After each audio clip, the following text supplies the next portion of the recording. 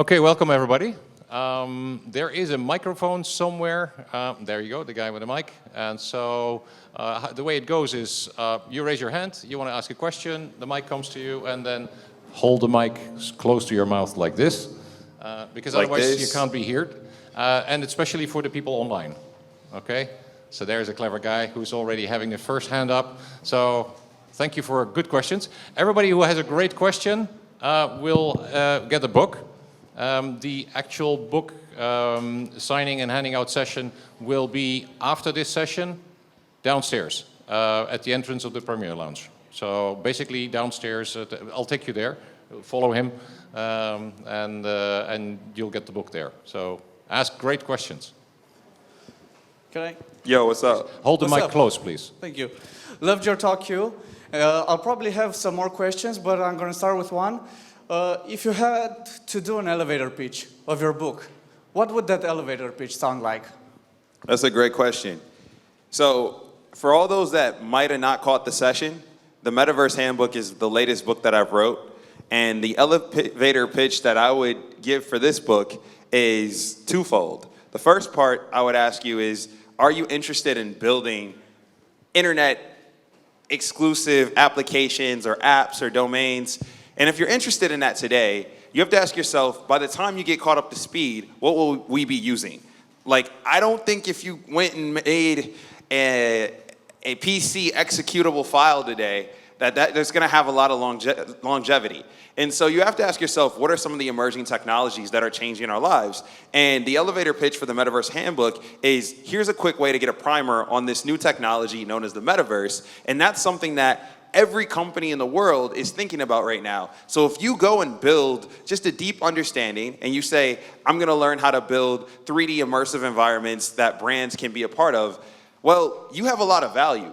And I think that in the past, when we have emerging technologies such as blockchains and NFTs, what I've always seen is that there's not a lot of really good information out there. Usually there's the O'Reilly books. That's how I learned how to program with Swift and JavaScript. And those were good, but they were still textbooks. What I did is I teamed up with Wiley, the publisher, and said, what if we redefined a textbook? Let's make it a little bit non-technical, let's make it approachable, and then let's make it scalable in the sense that people can talk about it and we can have events like this and we can actually go out and see what questions are manifested, what things are not answered, and let's connect people to those resources. So I know that's a longer form of the elevator pitch, but the way I think about it is, look, there's this new technology in front of us. If you really want to go deep and you want the breadth and depth that a book can provide you, that you can't get in a blog, you can't get in a tweet, you can't get in a Clubhouse or Twitter Spaces, you've got to go to the book. And that's been true for all of us and pretty much all the things that we've learned in school or out. So that's why I wrote the Metaverse Handbook. Thank you. What's up? We got a lot of questions. I like it. Let's keep it rolling. Okay, Q, one question. Let me think about formulating it. So let's say that you have a gun pointed to your head. All right. And you have one choice to make, let's say, one business or have one idea, come up with one technology in the metaverse. What would it be and why? Something to save my life, obviously, not messing with you. I think if I had to think about the metaverse and make a valuable business right now, there's about two areas I would go. You either go on the commercial rights side, so you look at IP and you look at, what can people use? Right now, there's no McDonald's in the metaverse, right? And we all know McDonald's. Is there a McDonald's in Romania? Yeah, there's a McDonald's in Romania, there's a McDonald's in Hong Kong, there's a McDonald's in the US. That's a franchise. There's no franchises in the metaverse. You can build the first franchise.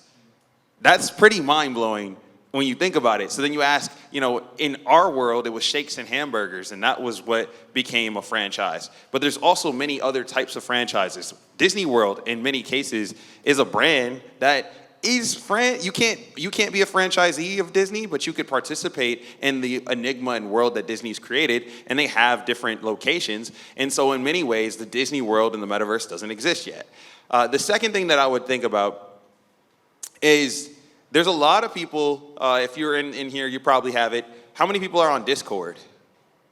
Okay, I see a lot of heads. No offense to y'all, but like Discord is not the future. Like it's just too. I get it. I mean, I'm in there too, but like it's very. How many Discords are you in? Just shout it out. Like 50. You're in 50. How the hell are you supposed to keep up with all of those notifications at one? And like you can subscribe to different sections. For example, I'm like 4 NFT groups, and if there's like faucets or anything, I subscribe to those, but I mute all the other stuff that is spam. So you're a genius. You've got organization figured out, right? You need to productize that. That would be my second business, and give that to people that need simplicity. The same thing that Apple did with the iPhone. And you have Android devices, which can get very complicated, and you can do whatever you want on that. But then you've got the iPhone that's sandboxed, and you can just have one app experiences. We don't have that yet for the metaverse or even NFTs. And so I think that those are the two businesses I would at least start to figure out, and that would be my Iron Man moment where I save my life. Isn't what you're saying going into, okay, you want to do something for mainstream? Yes. Then don't go Discord-like. Correct. But if you want to be really, really good for a particular part of the population, then Discord may be brilliant. So are you pushing us now to mainstream, or should we find a niche? No, I think that the cool thing about the book, and I talk about this in the book, is this whole concept of being an interest geek. We all, in some cases, when we see new technology, become geeks about the technology, and we forget what we're interested in. We all in this room, though, have unique interests and ideas that we're fascinated by, that if we go really deep in and we combine it with our fandom for the metaverse or NFTs or Web3 in general, what's going to happen is you're going to be very unique. So I'm looking for the people that go super deep on the metaverse and food. Because consumer packaged goods are going to have to enter the metaverse to some extent. But I don't think it's going to be in the ways that me and you can think of off top. Like AR apps for, Oreo cookies is not what I'm that excited by.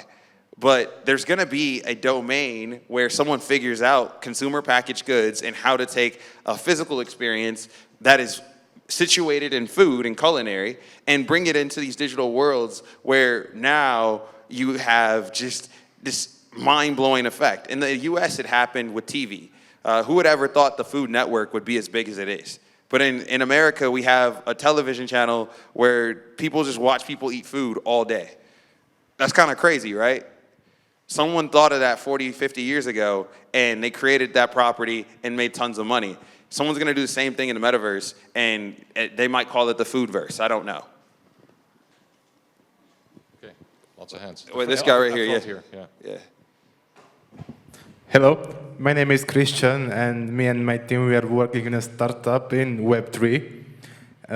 Our mission is to turn normal vouchers into NFTs and give them as rewards for loyal clients. And I think our main problem is this invisible wall between normal people and Web3. How would you break that wall? How can we and the community accelerate this Web3 adoption? I agree with you 100%. There is an invisible barrier that we have not crossed. We can call it the vortex. You're either in the vortex or you're outside looking at all the people in the vortex.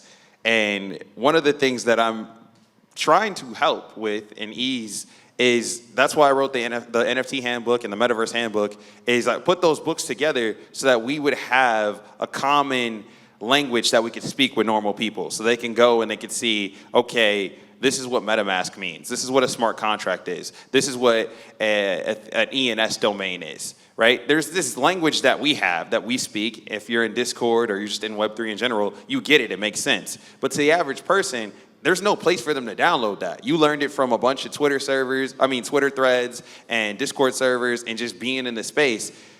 You can't parlay that information onto someone else. And so that's why the resources that I've made and that others are putting together exist, is because that's how we're going to make this stuff common knowledge. Yeah, I got you. But still, even the people know that books exist, they still said NFTs is not something viable, it's something new and it will pass, or I don't know.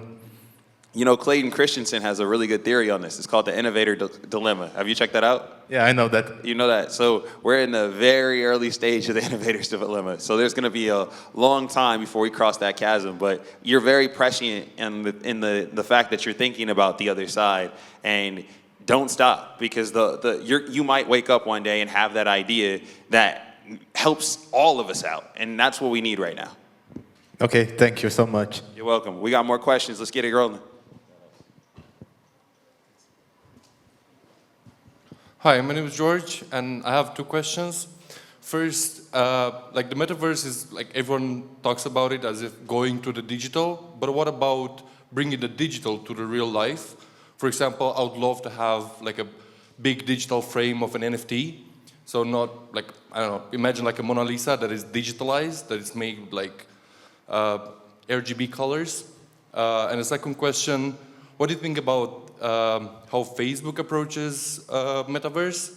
So they want to bring kind of like the workspace, like a digital workspace. Do you think that is a good direction, or it goes more to like another niche like gaming or anything else? Thank you. Yeah, so on question one, I think merging the digital and physical, we're starting to see that. Beeple, you know, Mike Winkelmann, the artist, you familiar with him? Yeah, so Beeple, his second piece was called Human One, and that was a physical NFT installation where he controls the NFT, but you buy basically a sculpture, and it's really cool. It's like an astronaut in this cube, and like it's his own world of space. That's happening, and it's gonna forever happen. And I think what's gonna allow for that to better manifest is just, you know, the technology is gonna be more adaptive to what artists demand. And today, like if you make a screensaver for an Apple Watch and that's your NFT and people can wear it in that way, you know, it's kind of cool. But in the future, there's going to be Apple Watches that are built for NFT artwork in the same way that Twitter changed their product and now you can have an NFT as a profile picture. And so that's how I think about the digital and the physical world kind of coming together. It might take 7 to 10 years for that to like have its symbiotic moment, but we're approaching that. On the second question about Meta and the workplace,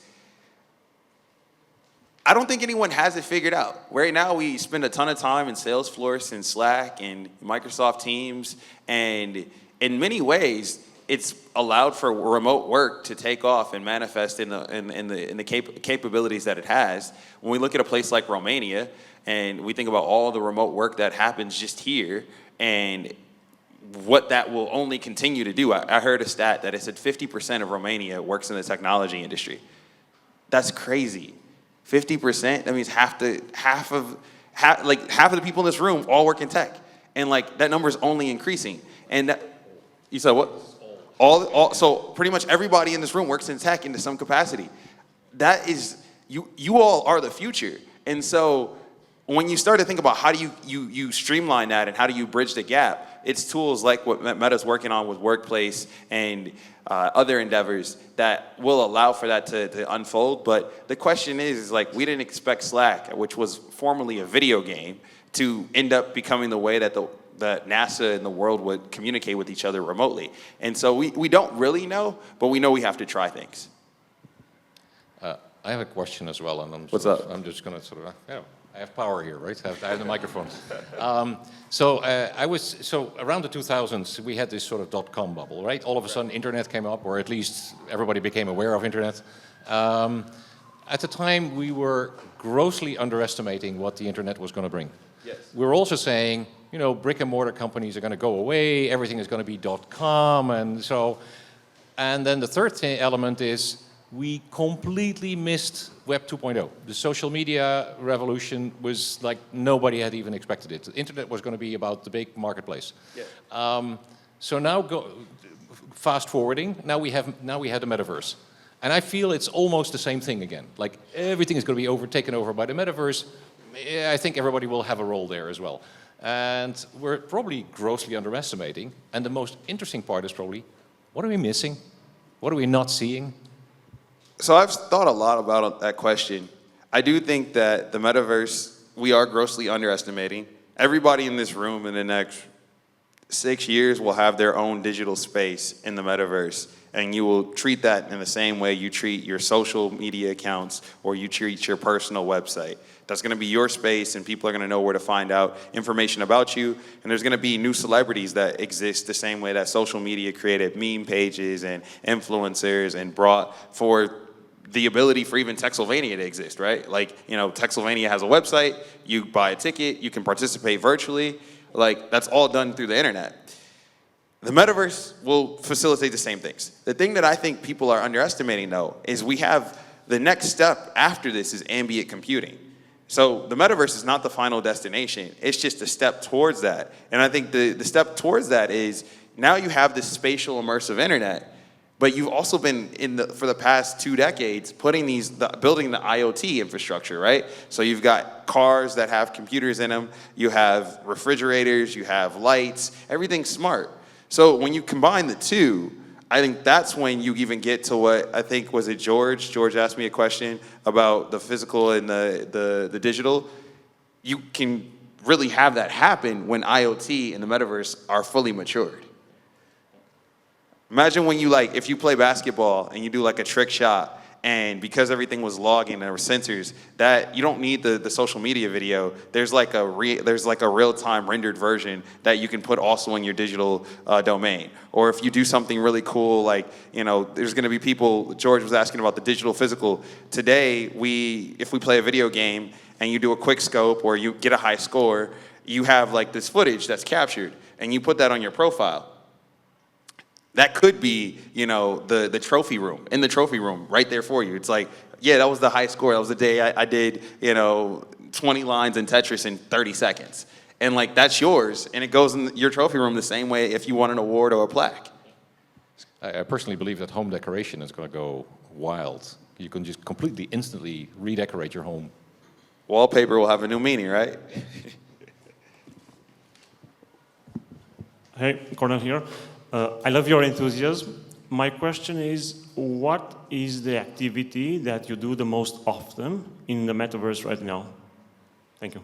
Right now it's communication. I think that largely that's the one thing that I think no one's complaining about. If you go into Spatial, Decentraland, Horizon, VR chat, the common thread amongst all metaverse environments today is communication. And I think that's also the moat right now. So if you introduce like a crypto voxels and there isn't voice chat or there isn't video chat, you're almost lacking a feature. And right now, the difference between the metaverse and the real world, or just the internet as we know it today, is most metaverse experiences are limited at like 50 people in real time, because you've got all the graphical environments that you're trying to render, and then you have also the audio APIs that you're loading. And today, the technological limitation is between 50. There's been some experiments to up that to 200, but as me and you both know, if we did anything live, it's unlimited pretty much on the internet as we know it. And so that's where the difference is right now between the metaverse and the internet.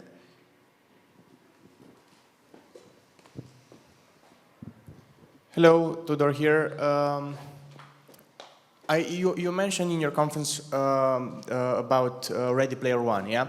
So I think that world may be possible in some years, let's say 5 or 50, but what's your opinion in the whole society moving towards metaverse?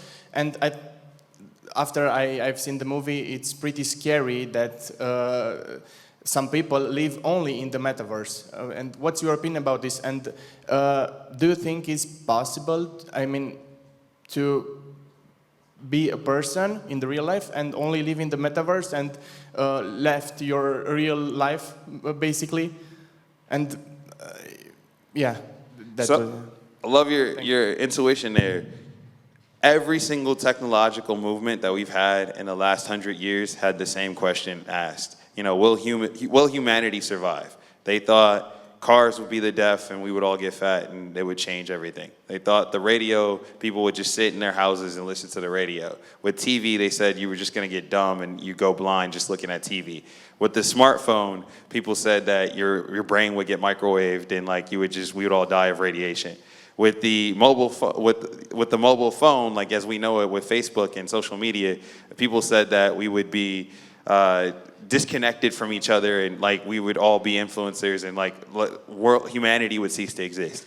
With the metaverse, people believe that we'll go into our rooms and we will order only Uber Eats and Bolt. We will only talk to our internet friends and we won't see our loved ones or our family. And quite frankly, that's a choice. If you want to go down that path personally, or you know people that do, they have that option, and that option is created because of the technologies like the metaverse. But at the same time, that technology unlocks tremendous opportunities, ones that we hadn't seen before, right? For the first time ever, you can put on a headset and you can go into prehistoric worlds as best as we know them. From an education standpoint, that's a lot crazier than what I grew up with when we had like just toy dinosaurs and we were reading out of the textbooks and we had like the little fossil kits. Like that was cool, but nowhere near what I'm seeing on Apple TV and what's possible from an education standpoint. And so with all technology, there's gonna be a good and bad. And I think Black Mirror did a great job of showcasing what the bad could look like, or what is the scary moments. And Terminator has definitely imposed into us all the dark sides of AI. But it's our job as humans and as builders to ensure that we do, to the best of our abilities, make sure that we have these human functionalities built in to the products that we create, and tell people like, hey, you should still be a person. Like, you know, what I love about Apple and some of their newest devices is they have this functionality called screen time. And it tells you how much time you're spending on your device. Well, if that number doesn't scare you, you're fine. But if you spend 12 hours a day on YouTube and you're not making any money, or it doesn't have a meaningful impact on your life, you probably should try to get that number down. And even if you could get it down by 10%, you know, 12 hours, that's one, what is that, almost 1.5 or 1.2 hours? That's crazy. We're going for the last two questions because we're already at the time. Thank you. Hi, my name is Anka. So, listening to you before, do you think that because of the meta, there are some jobs that are going to disappear? For example, like studying, right? In school, we don't need teachers anymore because the kids can stay home and just, I don't know, study.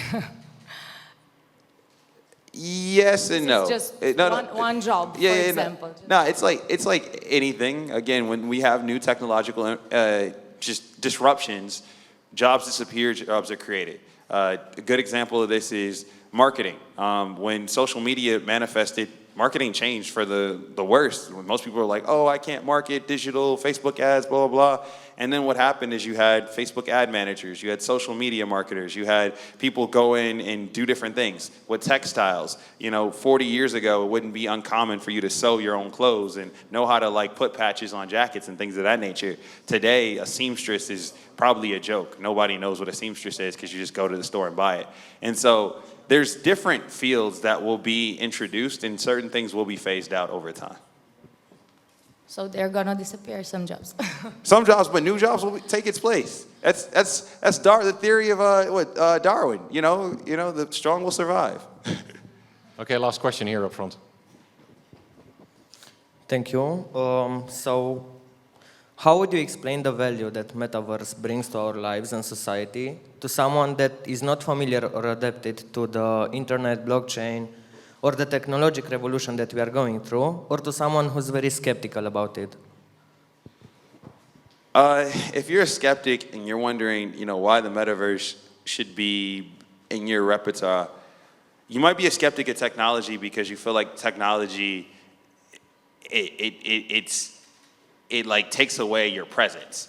And I think this is the first technology we have that brings us back to presence. Yes, there's still some downsides, but most of the activities in the metaverse, even the scaled down, not so great ones today, all have the whole concept of focus built into it. Whether you put on a headset, whether you're in Decentraland, whether you're in VR chat, you're not really multitasking in those domains. And I think what a lot of skeptics believe, the ones that are still using smartphones and things of that nature, is that we're losing our skills. Right? We used to be very resourceful. We used to be able to, build our own plumbing and, fix our own problems and make machines and go and hunt and clean and cook and do all these things that just are not that common today. I think the metaverse could potentially restore a different skill set and bring about a new level of focus. Okay, thank you very much. I appreciate it. It's amazing. So for now, I would like to invite everybody who is interested to come down to the book signing ceremony. We'll go down and you can be... Yeah, let's do it. We have a little photo up there. And I saw there's 2 questions. If you just catch me as we walk out, I'll answer your questions.